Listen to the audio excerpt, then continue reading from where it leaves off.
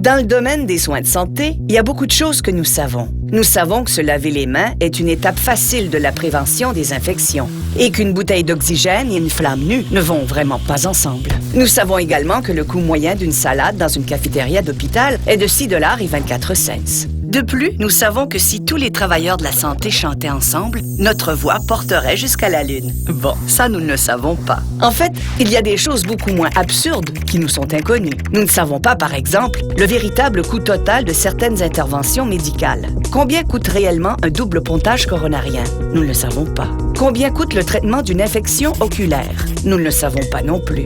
Toutefois, nous pourrions le savoir. Et nous devrions le savoir. Heureusement, il y a l'établissement des coûts par patient. On l'appelle parfois l'établissement des coûts par cas.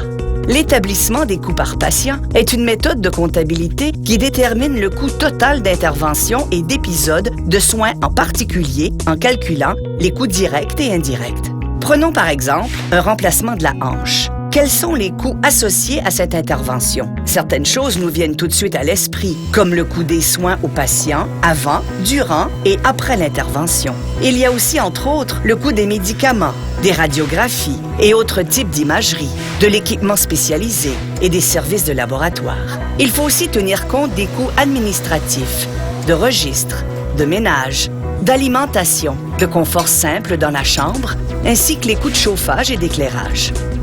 Le coût de la hanche artificielle n'est que le point de départ. Il est très utile de savoir toute cette information grâce à l'établissement des coûts par patient. Une information exacte contribue à la prise de meilleures décisions. Elle éclaire aussi les analyses, les comparaisons et les évaluations. De plus, elle nous permet de comparer les méthodes et les interventions dans différentes régions. Par exemple, une intervention effectuée dans un hôpital donné pourra coûter plus cher qu'une intervention similaire effectuée à l'autre bout du pays. Cependant, si le patient qui a subi l'intervention la plus coûteuse se rétablit 2 fois plus vite, alors le coût en valait peut-être la peine. C'est seulement en dressant un portrait complet des coûts que l'on dévoilera toute l'information nécessaire à la détermination des meilleures pratiques. Ainsi, les leaders du domaine et les dispensateurs de soins pourront commencer à se fier à des faits plutôt qu'à des suppositions. L'établissement des coûts par patient repose sur 3 éléments. D'abord, il faut s'assurer que les données recueillies sont conformes aux normes sur les systèmes d'information de gestion de l'Institut canadien d'information sur la santé. Grâce à ces normes, nous recueillons des données de façon uniforme, de sorte que les établissements de santé puissent établir des comparaisons valables. Ensuite, il faut un système de mesure de la charge de travail.